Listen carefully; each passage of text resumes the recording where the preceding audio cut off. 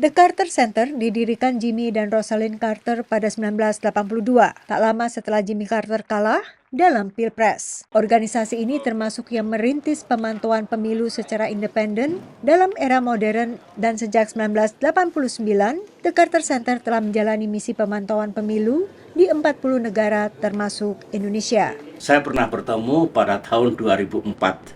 Saya sebagai salah satu kandidat.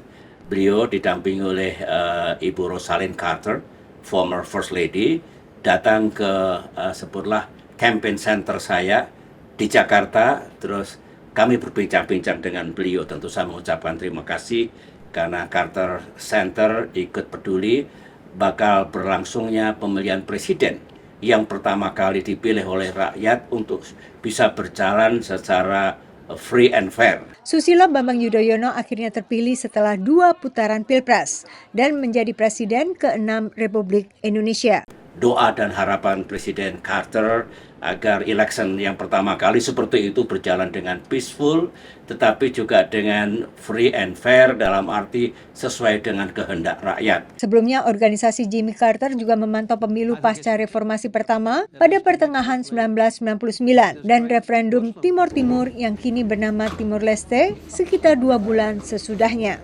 Don Emerson adalah ahli hubungan Indonesia-Amerika Serikat yang ikut tim pemantau Carter Center. Menurutnya, kehadiran pemantau internasional ikut memastikan pemilihan berlangsung jujur dan adil. Selain itu, transparansi yang ditimbulkan juga menguatkan legitimasi hasil pemungutan suara bagi rakyat Indonesia sendiri, yang saat itu baru berdemokrasi. The very fact that there was a foreign country of some notable stature in the world that had teams in Indonesia observing this, observing that, and it was known, it was publicly known, that probably did help some Indonesians to acknowledge the legitimacy of the election in this kind of, validation in some sense by the United States and other countries that were there involved in monitoring this activity. Jimmy Carter sendiri akhirnya cuma menjabat 1 kali masa jabatan yang ditandai dengan sejumlah krisis domestik maupun internasional. Tapi justru kegiatannya selepas lengser yang banyak mengundang perhatian dan kekaguman.